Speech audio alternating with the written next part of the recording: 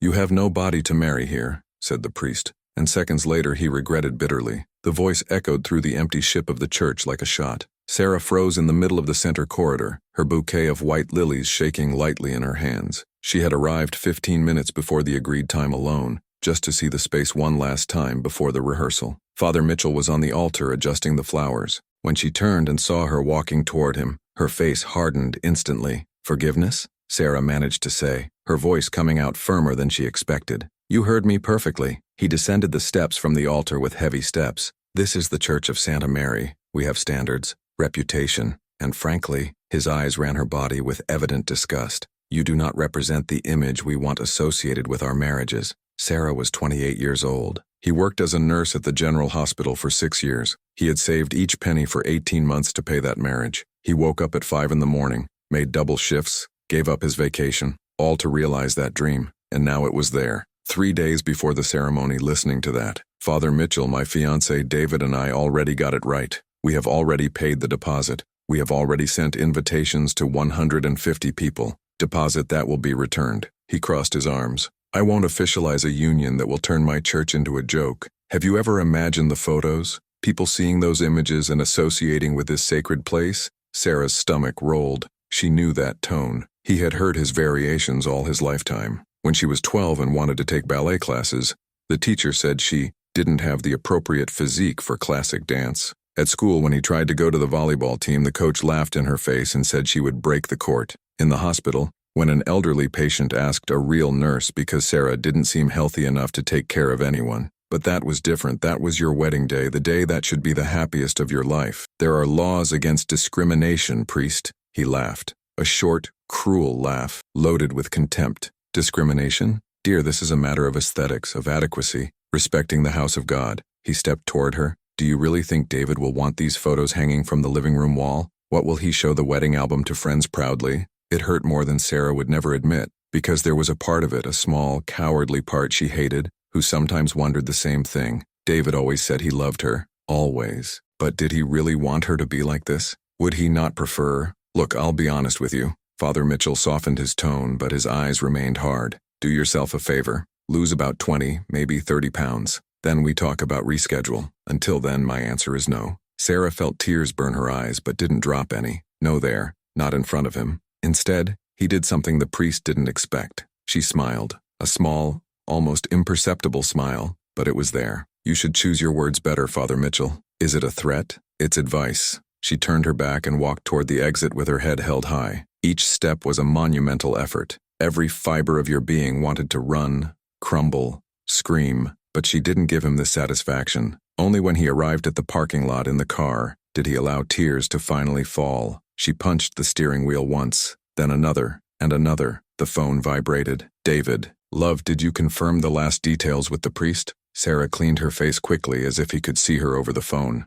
"Yes, everything, all right." She couldn't tell him. Not now. Not when he was so excited. Not when his mother had already bought the new dress. When his father had reserved the ballroom. When the cousins had bought plane tickets. After turning off, Sarah sat there for long minutes, looking at the church through the windshield blurred by tears. What Father Mitchell didn't know, what no one but David and his parents knew, was that Sarah had kept a secret for years. A secret she has vowed never to use. A secret that had locked in a drawer of the mind and promised to forget. But while driving home, his hands still shaking on the wheel, something changed inside her. 3 years earlier, Sarah had been the nurse responsible for taking care of Father Mitchell's mother during her last days at the hospital. Mrs. Dorothy Mitchell was only 62 when cancer consumed her in a matter of weeks. During those long nights of morphine and delirium, Dorothy had spoken, or a lot, telling family stories, confessed regrets, and one particularly difficult morning, when the pain was unbearable and she couldn't sleep, she had handed Sarah a yellowed envelope. "Put it away, darling,"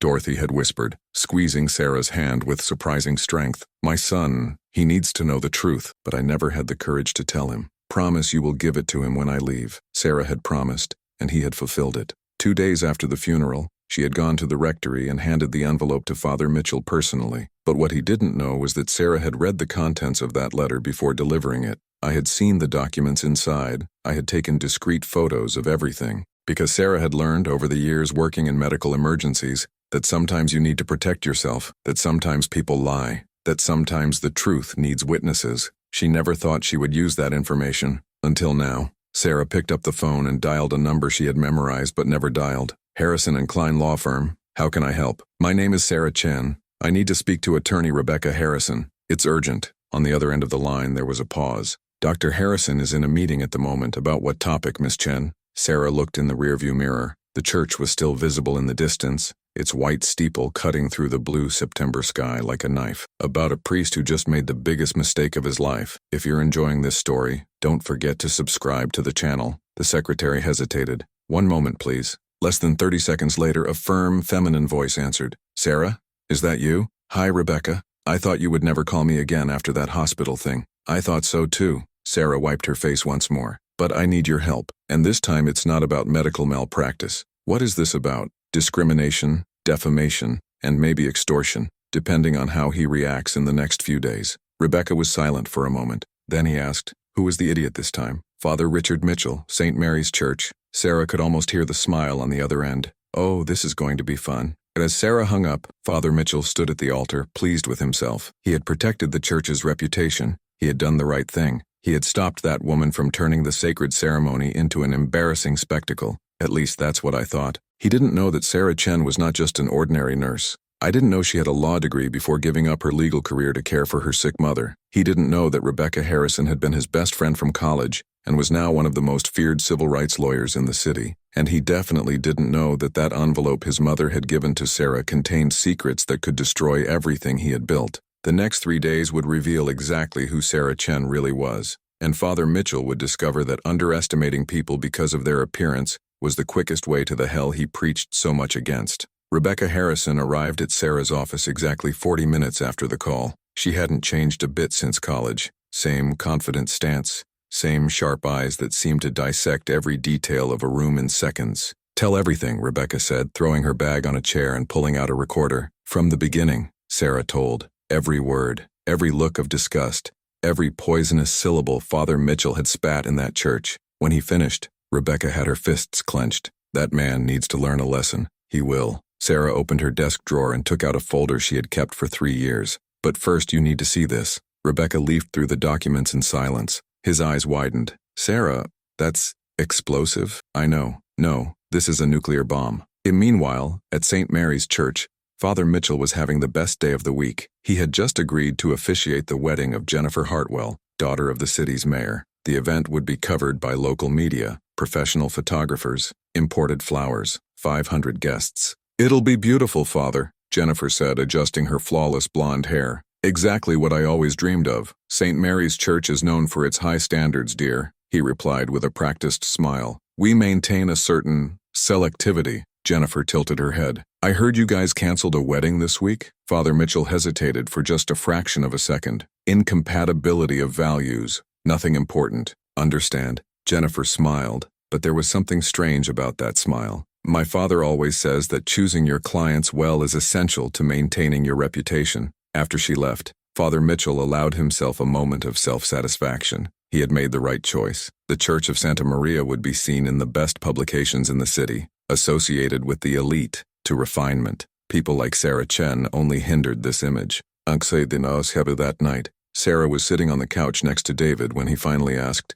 You've been acting strange since you got back from church. Did something happen? Sarah took a deep breath. David, Father Mitchell canceled our wedding. The silence that followed was deafening. What? His voice was low, in disbelief. Why? Because of me. What are you talking about? Sarah closed her eyes. He said I don't have the body to get married there. That the photos will embarrass the church. That I don't represent the right image. She waited for the anger, for indignation, for let's sue this bastard. But what came was worse. Silence. David sat there, processing, and in those 5 eternal seconds of hesitation, Sarah saw everything she needed to see. Baby, he began. No. Sarah raised her hand. You were wondering if he was right, weren't you? No, of course not. It's just, David ran a hand through his hair. It's a lot of people, Sarah. My whole family, your co-workers, my friends at the company. If we cause a scandal, everyone will be talking about me, Sarah added, and her voice was dead. About the fat bride who caused trouble. I didn't say that,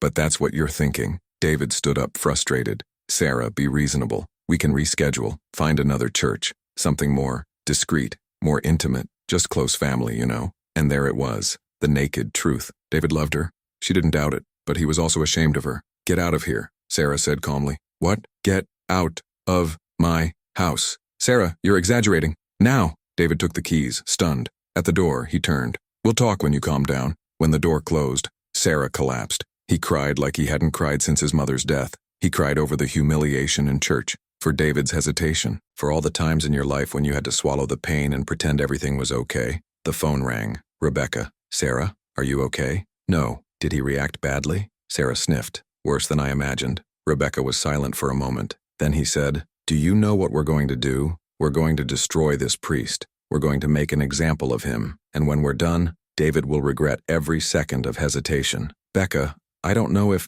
Listen, I spent the afternoon investigating Father Mitchell, and I discovered some interesting things. Rebecca's voice went dangerously low. He's not exactly the saint he pretends to be. Sarah straightened up. What did you find out? In the last 2 years, 5 couples have canceled ceremonies at St. Mary's Church. All 5 involved plus-size brides, and in each case he only refunded half the deposit, citing administration costs. That's it. Fraud. That's exactly what it is. Rebecca continued. And there's more. I talked to one of these couples. The bride told me that Father Mitchell suggested she look for a church that better suits her profile. His exact words. Sarah felt something shift inside her. The sadness was giving way to something else. Something cold, calculated. How long do we have before my original wedding? 3 days. Then we have 72 hours. To do what? Sarah looked at the folder on the coffee table. The folder with Dorothy Mitchell's secrets. The folder she had sworn never to open. To show this man that judging people by their appearance was the biggest mistake he ever made.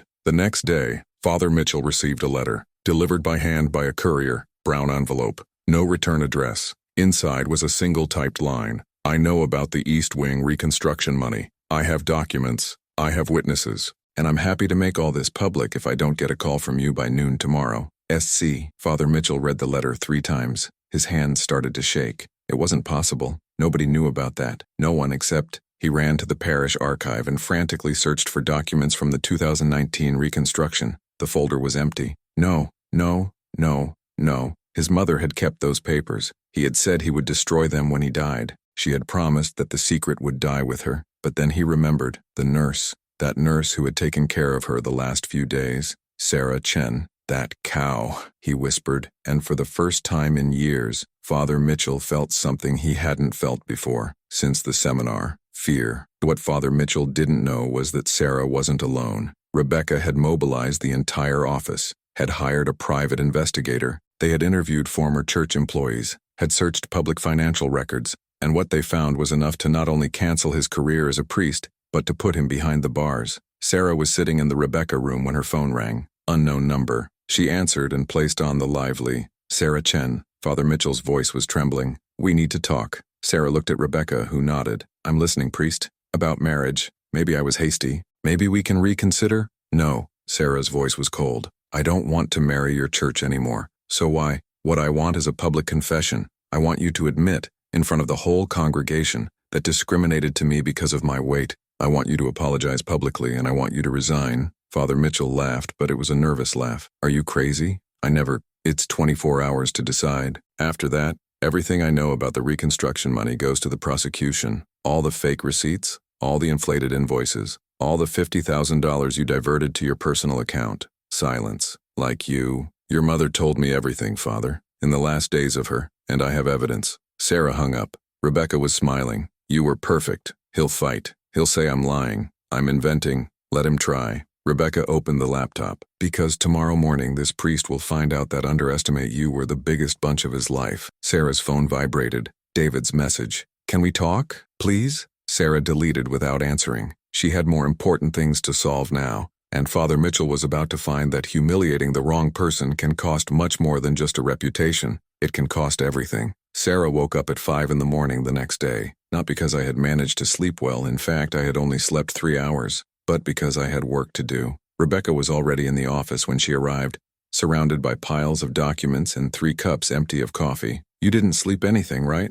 Sarah asked. Sleeping is for those who are not about to destroy the career of a hypocrite. Rebecca pushed a folder toward her. Look that. Sarah opened. They were bank extracts. Father Mitchell's personal account. How did you get it? Don't ask. Rebecca pointed to a specific line. See this? Default of $12,000 in March 2019. Same month when he allegedly paid for the reconstruction of the East Wing. The reform budget was $60,000. Exactly. He charged from the 60s congregation. He paid the contractor $48,000, pocketed the difference. Rebecca turned the page. And he has done it in 3 different projects in the last 4 years. Sarah felt a knot in her throat. This is over $50,000. 54 to be exact. Rebecca leaned back in her chair. This man is not just gordophobic, he is a thief. Sarah's phone vibrated. David's message for the 10th time that morning. Sarah, please, we need to talk about the wedding. My mother is desperate. Sarah looked at the message for a long moment, then typed, "There will be no marriage, David. Not the way you imagined it." She sent and blocked the number. Rebecca observed in silence. "Are you sure?" "I have." Sarah closed the folder with the bank statements, because he had a chance to be on my side, and he chose his comfort. Meanwhile, Father Mitchell was having the worst day of his life. He had spent the whole night turning on files looking for the documents his mother had kept. Nothing. Sarah Chen had everything. At 9 in the morning he called the bishop. "Excellence, I need your guidance on a subject. Delicate." Bishop Thomas was a practical man. "Speak. A former parish is threatening me, saying that he has compromising documents. Speaking of going to the police." "What?" Father Mitchell hesitated. "The reconstruction of the East Wing." The silence on the other end of the line was weighed as lead. "Richard," the bishop's voice came out low, dangerous. "Tell me you didn't do what I'm thinking. It was a loan. I was going to return. Personal expenses were tight and, did you divert money from the church? It's not that simple. It answers yes or no." Father Mitchell closed his eyes. "Yes." The explosion on the other side was immediate. "Do you have the idea of the severity of this? From the scandal that can cause? How much?" 54,000. The bishop released a bad word that Father Mitchell had never heard of his mouth. "Who mice know? Just her. The woman who is threatening me. And what does she want?" Father Mitchell swallowed dry. "May I publicly confess that I discriminated against it because of the weight? May I apologize? And that I renounce? So do that." "What?" "Mass, you heard me, Richard. Do exactly what she is asking, because if it becomes criminal proceedings, you won't just lose the cassock, it will lose freedom." The connection fell. Father Mitchell stood there, sitting in the oppressive silence of the parish office, feeling his world crumble. That afternoon, Sarah received an unexpected visit at the hospital. Melissa Torres, one of the brides Rebecca had mentioned, the woman who had canceled the marriage 2 years earlier because of Father Mitchell. "Are you Sarah Chen?" Melissa asked nervously. "I am. How did you find me?" "Lawyer Harrison called me. He said you are facing Father Mitchell." Melissa sat down. "I needed to come in person. I needed to tell what he did to me." Sarah pulled a chair. "I'm listening." "It was in May 2023. My fiancé and I had marked everything. Dress bought, hired buffet, reserved honeymoon." Melissa began to tremble. "A week before the wedding, Father Mitchell called me in his office. He said he had reflected a lot and was not comfortable in making our union official. Because of your weight?" Melissa waved her head, tears dripping. "He said I should respect the holiness of the sacrament, and that appear that way was disrespecting the house of God, that people were going to look at the photos and question the values of the church." Sarah felt anger boil inside her. "And the deposit?" "He got half. He said they were irrecoverable administrative costs. $5,000 I've never seen again." Melissa wiped her face. "My fiancé, he said I was exaggerating, that we should only accept and move on. A month later he finished with me. He said I was too hard." Sarah held her hand. "I am really sorry." "Don't feel, because I came here to help." Melissa opened her bag and took an envelope. "I recorded the conversation with him. At the time I didn't have the courage to use. But now, if you go to the end with that,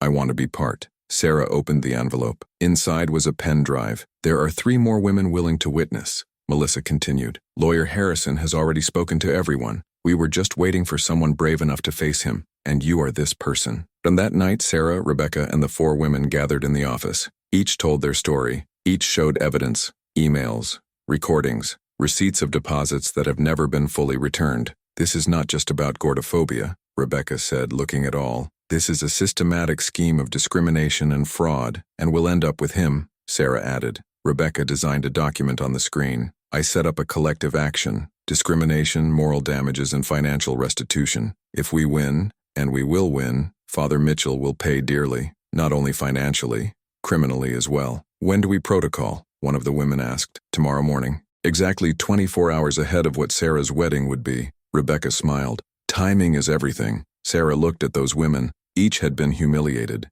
Each had been broken by a man who used religion as an excuse for cruelty. But now they were together. and together they were unmayable. Father Mitchell received judicial notification at 8 in the morning. He read the document 3 times, feeling the sweat drip in the back. Collective action, 5 authors, systematic discrimination, fraud, diversion of church funds, indemnity application, $200,000, and in the end, a handwritten note from Sarah. There's still time to do the right thing, confess publicly, apologize, renounce, or this goes to court. And when I'll make sure each newspaper, each TV station, each news site in this city knows exactly what kind of man you are. Father Mitchell kneaded the paper with trembling hands. He had 2 options, fight and risk everything, or accept defeat and try to save what was left of your dignity. He took the phone and called Sarah. I accept, he said, his voice defeated. I make the public confession. I apologize and renounce. Sunday, Mass of the 10, in front of the entire congregation. Sarah's voice was firm as steel. And Sarah, if you try to give a victim, if you try to minimize what you did, I libero everything to the press the same day. I understood. Excellent. Sarah hung up and looked at Rebecca, who was next to her. He accepted. Rebecca lifted the glass of wine. So let's to toast, because Sunday will be an inexpensive day, queckable. David showed up at Sarah's door that night. It almost didn't open, but something in her wanted to hear what he had to say. Sarah, I screwed up, he began, his eyes red. I was a coward. I let you down when you needed me most. It was, but I love you, and I want to fix this. I want to be on your side. I want... David, Sarah sighed. You hesitated. When I needed you to defend me without a second thought, you hesitated, and that showed me everything I needed to know. Give me a chance, please. Sarah looked at him, the man who had proposed to her on a mountaintop, the man who had promised to be by her side always, and she felt nothing. No, she said calmly, because I deserve someone who doesn't need to think twice before defending me. Someone who will be by my side immediately, without hesitation, without social calculations. Sarah, goodbye, David. She closed the door, and for the first time in days, Sarah Chen actually smiled, because Sunday was coming, and Father Mitchell would discover that underestimating a plus-size woman with brains, courage, and powerful allies was the costliest mistake he could have made. Revenge would not be served cold. It would be served in front of 300 people with the press present and the cameras on. Sunday. Mass at 10 in the morning. The Church of Santa Maria was packed. 300 people occupied the benches, talking quietly, oblivious to the drama about to unfold. Sarah was sitting in the back row next to Rebecca and the other 4 women. Melissa squeezed his hand tightly. Are you well? Rebecca whispered. I am great. And Sarah was. For the first time in weeks, he felt completely in control. In the 3rd row, David sat with his parents. He had seen Sarah enter, but she didn't look his way once. Father Mitchell ascended the pulpit with slow steps. His face was pale, deep circles under his eyes. He hadn't slept properly in 3 nights. Good morning, everyone, he began, his voice coming out shaky. The congregation responded in chorus. Good morning, Father. He looked at the notes he had prepared. Then he looked at Sarah at the back of the church. She nodded almost imperceptibly. Before we begin today's Mass, I need to make an important announcement. Father Mitchell cleared his throat. An announcement about something I did. Something I need to publicly apologize for. Murmurs echoed through the church. People looked at each other confused. Last week, a young woman named Sarah Chen came to this church to make final preparations for her wedding. He paused, hands shaking on the lectern. And I rejected her. I canceled her ceremony. The silence that fell was absolute. It wasn't for theological reasons. It wasn't because of an incompatibility of values. His voice began to break. It was because I judged her physical appearance. I said cruel things. I said she didn't have the right body to get married in this church, that her wedding photos would embarrass our congregation. Someone gasped loudly. Several people turned to look at Sarah.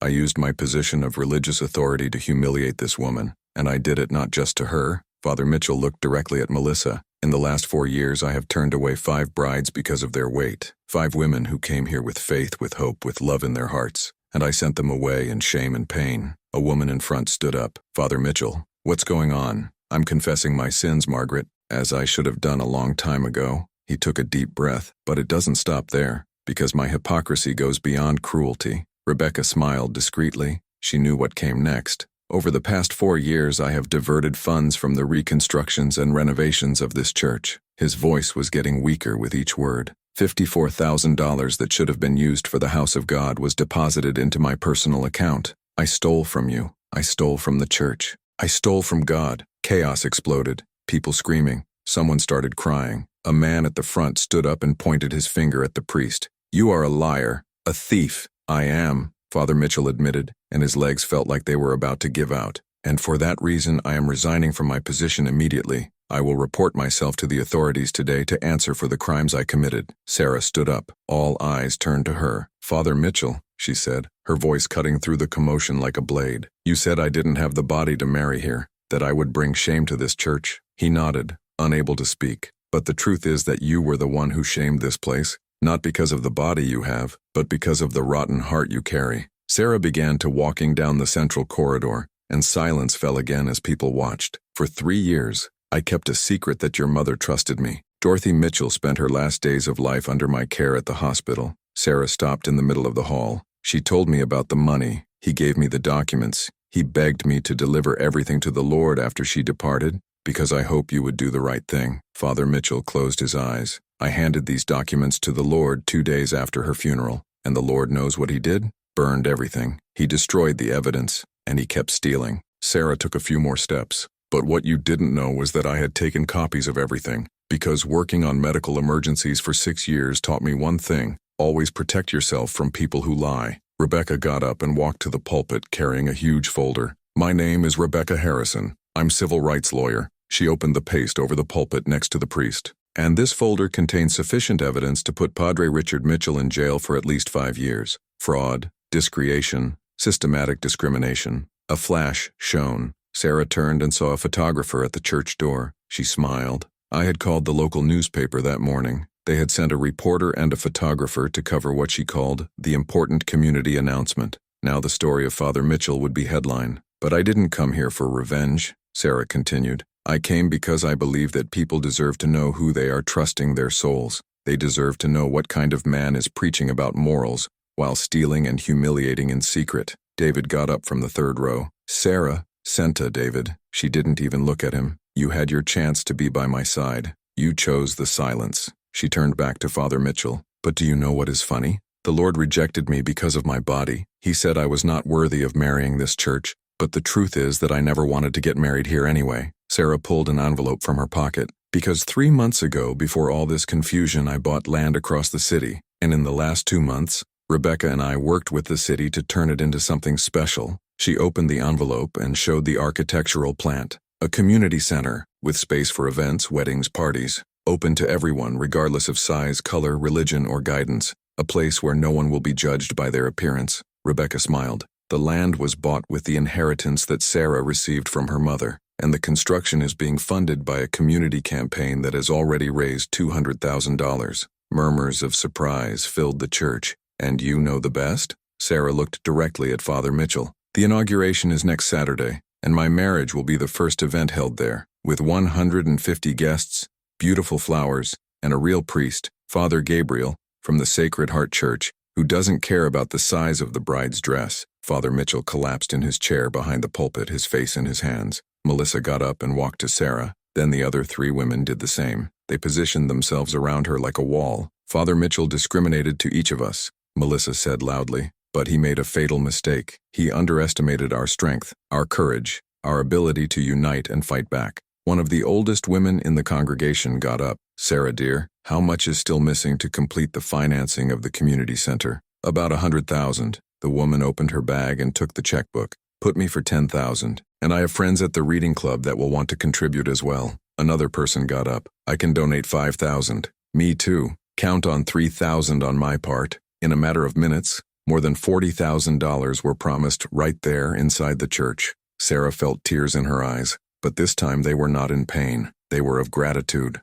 Rebecca put her hand on her shoulder. You got it. We did it. Sarah corrected. Father Mitchell raised his face. It was crying. Sarah, I'm sorry. Really. Sarah stared at him for a long moment. I believe yes, but excuses do not undo the pain the Lord has caused. They do not return the dignity they stole from these women. They do not erase the years of discrimination. I know, but I'll accept your excuses. You know why? Sarah stepped toward the pulpit. Because different from the Lord, I believe in redemption. I believe people can change. And I sincerely hope that when you leave prison and go out, use the rest of your life to be a better person. She turned her back and began walking toward the exit. Sarah, David was in front of him. Block, I walked the path. Please, give me one last chance. I learned. I understood. I said no. Sarah walked right past him without stopping. But at the church door, She turned one last time. For everyone here, the Esperanza Community Center opens its doors next Saturday at 2 in the afternoon. There will be a free barbecue, live music, and everyone is welcome, because everyone deserves a place where they are accepted exactly as they are.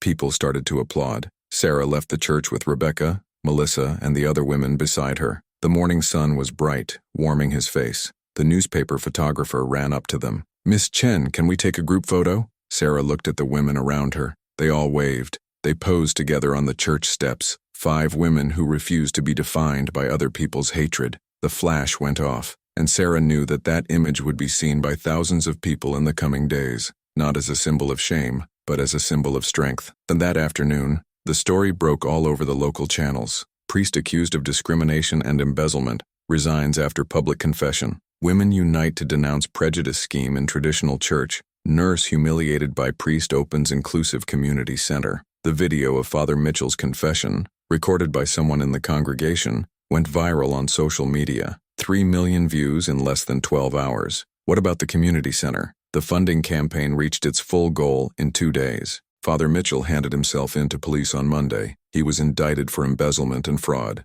denied bail. David tried calling Sarah 23 more times. She blocked the number permanently, and on Thursday, a week after the original humiliation, Sarah was at the site of the Future Hope Community Center overseeing the final preparations when a car pulled up out front. Father Gabriel came down smiling. "I came to see the space where I'm going to officiate your wedding." Sarah showed him everything. The main hall with huge windows, the garden in the back where the ceremony would take place, accessible bathrooms, the communal kitchen. "It's perfect," he said. "Exactly the kind of place the world needs." "It was built on pain," Sarah admitted, "but also with hope. The best things always are." On Saturday, opening day finally arrived. More than 400 people attended. The press was there, local politicians, members of other churches, and dozens of ordinary people who simply wanted to support. And when Sarah took the makeshift stage to give the opening speech, she looked out into the crowd and saw something she had never seen before. People of all sizes, all colors, all ages,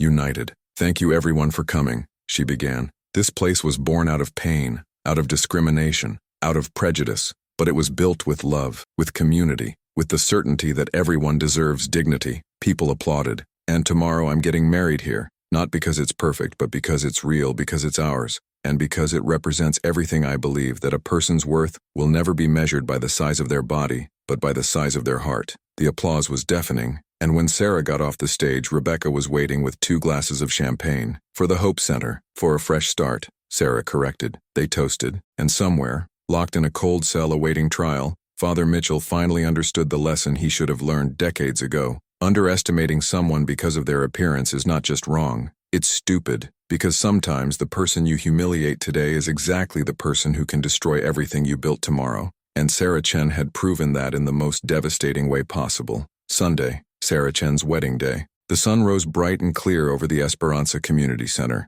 The back garden was decorated with arrangements of white lilies and blue hydrangeas. White chairs formed perfect rows around an arch of flowers that Sarah had personally chosen. 150 people occupied their seats: hospital friends, co-workers, neighbors, and the 4 women who had fought alongside her: Melissa, Jennifer, Amanda, and Catherine, all dressed like bridesmaids. But the groom's chair was empty. Rebecca appeared next to Sarah in the preparation room holding 2 identical bouquets. "Are you sure?" Rebecca asked softly. "Absolute." Sarah adjusted her veil in the mirror. The dress was simple, elegant, exactly how she always wanted. David had weeks to prove he'd changed. And do you know what he did? He sent tearful messages, flowers, pathetic letters, but he never did the one thing that mattered. What was it? "Appear publicly at my side when it means there was something." Sarah turned to her friend. "He wanted to support me in private where no one could see, but being ashamed of myself in public, and I deserve better than that." Rebecca smiled. "Yes, you deserve it." The music started, a string quartet playing a gentle, soulful version of a song Sarah's mother used to sing to her as a child.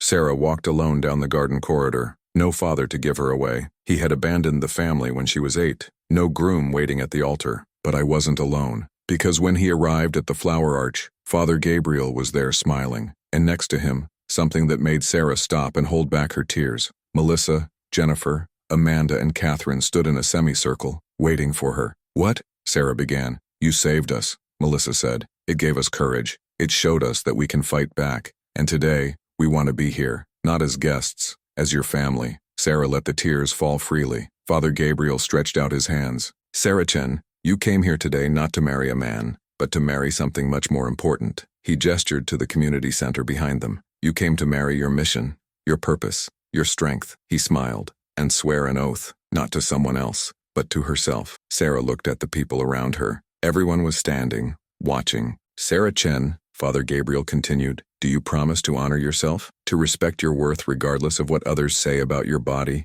to defend those who cannot defend themselves, to use your voice to create change? I promise, Sarah said firmly. And will you promise to never again allow anyone to make you feel small? Never again to accept crumbs of love when you deserve the full feast? Never again to silence your truth to comfort those who oppress you? I promise. Father Gabriel took a small flower crown and placed it on her head. Then I declare you free, complete, and sovereign over your own life. The applause was instant and thunderous. Sarah turned to the guests and saw something extraordinary. People crying, smiling, hugging each other. And in the background, close to the gate, a solitary figure. David. He had come. He was standing there, in the suit he had bought for the wedding, holding withered flowers in his hands. Sarah walked up to him. The guests were silent, watching. You came, she said. I couldn't not come. Sarah, I screwed up, but I love you. And if you give me one more chance? No. David closed his eyes. Sarah, please. You had chances, David. Dozens of them. But you only showed up when you realized I wasn't waiting anymore. Sarah looked at him with something like pity. You don't love me. You love the idea of me. The version that doesn't cause problems, that doesn't fight back, that accepts crumbs and is grateful. That's not true, isn't it? Then why was it that when Father Mitchell humiliated me, his first reaction was to think about the social awkwardness? Why was his first concern about what people were going to say and not about what I was feeling? David had no answer. I deserve someone who defends me immediately, who doesn't hesitate, who doesn't calculate social costs before coming to my side. Sarah took a step back. And that someone isn't you. She turned her back and walked back to the flower arch where her true allies were waiting. David stood there for a few more seconds. Then he dropped the flowers on the floor and walked away. Nobody tried to stop him. The party was a celebration like Sarah had never experienced. There was live music, delicious food prepared by community volunteers, children running around the garden, adults dancing carefree, and at the center of it all, Sarah. Melissa approached with a glass of champagne. There's someone here who wants to meet you. Sarah turned and saw an elegant woman of about 50 with impeccably styled gray hair. Sarah Chen? My name is Catherine Morrison. I'm the director of the State Civil Rights Foundation. Sarah squeezed her hand. It's a pleasure. It's my pleasure. I came here because I read about what you did, how you stood up to Father Mitchell, how you opened this center. Catherine looked around, impressed. And I want to make a proposal. What kind of proposal? Our foundation is looking for someone to lead a new program to combat discrimination based on physical appearance, fat phobia, specifically, salary of $120,000 a year, full benefits, campaign budget of $500,000. Sarah blinked. Are you offering me a job? I'm offering a mission. Catherine smiled. You've proven you have courage, intelligence, and the rare ability to turn pain into action. What you've done here in a few weeks would take most people years. Rebecca appeared next to Sarah, eyes wide. Except, for my love of God, except. Sarah laughed, and then he realized something. For the first time in her life, she wasn't being chosen despite her appearance. She was being chosen because of her strength. I accept. 3 months later, Father Mitchell was sentenced to 5 years in prison for embezzlement and fraud. The bishop defranchised him, officially removed from the priesthood, and St. Mary's Church was transferred to another priest. David tried to come back twice more. Then he gave up and started dating a coworker. Sarah saw the photos on Instagram and felt absolutely nothing. The Esperanza Community Center has become a reference in the city. He performed 23 weddings in 3 months, all from people who had been rejected elsewhere because of their appearance, sexual orientation, or origin. And Sarah? Sarah became the most visible spokeswoman for the statewide campaign against physical appearance discrimination. She gave lectures at universities, appeared on TV shows. He wrote articles that were read by millions. And one winter afternoon, he received a letter. The sender, State Prison, Minimum Security Wing. Sarah opened it carefully. Dear Sarah, I don't expect you to read this. I don't expect forgiveness, but I need to write anyway. Every day here, I think about what I did. Not just with you, but with Melissa, with Jennifer, with Amanda, with Catherine, with all the women I humiliated because my heart was sick with prejudice. You gave me the chance to confess, to apologize, to try to fix it, and I wasted that chance trying to minimize, justify, escape. I don't know if this means anything, but I'm using my time here to study, to learn, to understand exactly how and why I became the monster I was. When I leave here, if I ever leave, I will dedicate the rest of my life to repairing the damage I caused. Thank you for forcing me to see the truth. Richard Mitchell. Sarah folded the letter slowly. Rebecca was sitting next to her in the foundation's office. Are you going to answer? No. Sarah put the letter in a drawer, because he doesn't deserve my time, nor my energy, nor my forgiveness. But he apologized. He regretted getting caught, not what he did. Sarah looked out the window. And even if regret is real, some things can't be fixed with an apology. Some wounds leave permanent scars. Rebecca waved. Fair. The phone rang. It was Melissa. Sarah, turn on the TV. Channel 5. Now! Sarah grabbed the remote and turned it on. On the screen, a special report. Esperanza Community Center receives National Award for Social Innovation. The camera showed the center. It showed the people who got married there. It showed Sarah being interviewed. The best revenge is not destroying those who hurt you, Sarah said in the interview, her eyes shining. It's building something so beautiful, so powerful, so transformative that pain becomes irrelevant. The report continued, showing testimonies, couples crying with gratitude, families celebrating, people finding acceptance for the first time, and in the end, an impressive statistic. In the 3 months since its opening, Centro Esperanza had held 52 events. It had received more than 5,000 visitors, and it had inspired the creation of 12 similar centers in other cities. Rebecca turned off the TV. You changed the world, Sarah. No, we changed. Sarah smiled. Because none of this would have happened if I was alone. And that night, Sarah came home and did something she hadn't done in months. Took a photo of herself. No filters, no strategic angles. Without hiding anything, just her, exactly as it was. And posted it on social media with a simple caption. 4 months ago, a priest told me that I didn't have the body to get married in his church. Today I lead a foundation that combats exactly this type of prejudice. The best revenge is to prove that those who underestimated you were completely wrong about you. The post went viral. 2 million likes in 24 hours. 50,000 comments from people sharing their own stories of discrimination and overcoming. And among the comments, one that made Sarah stop. My name is Julia. I'm 16 years old and I weigh 110 kilo. My gym teacher said I'll never be able to run a marathon. Because of your story, I decided to prove her wrong. Thank you for giving me courage. Sarah responded immediately. Run, Julia. And when you cross the finish line, remember that the only wrong body is that of someone who judges without knowing you. You can do it. And if you like this story of overcoming, don't forget to subscribe to the channel to follow more inspiring stories. Years later, Sarah Chen would become one of the most important voices in the body acceptance movement in the United States.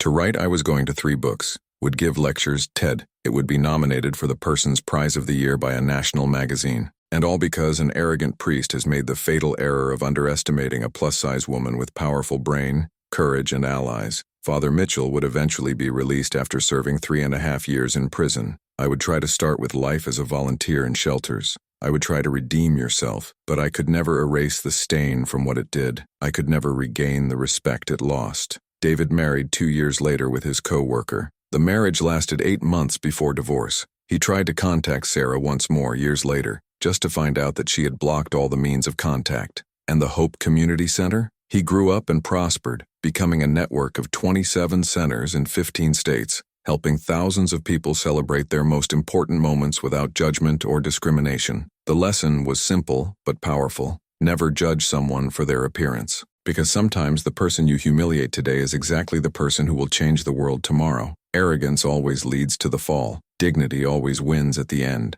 And the best revenge is not to destroy who hurt you. It is to become so amazing that their opinion becomes completely irrelevant. Sarah Chen had proved this as spectacularly as possible, and its story would inspire generations of people never to accept to be treated as less because of more centimeters. Because in the end, what defines a person is never the size of the body, it is the size of courage. And Sarah Chen had proved that her courage was immeasurable,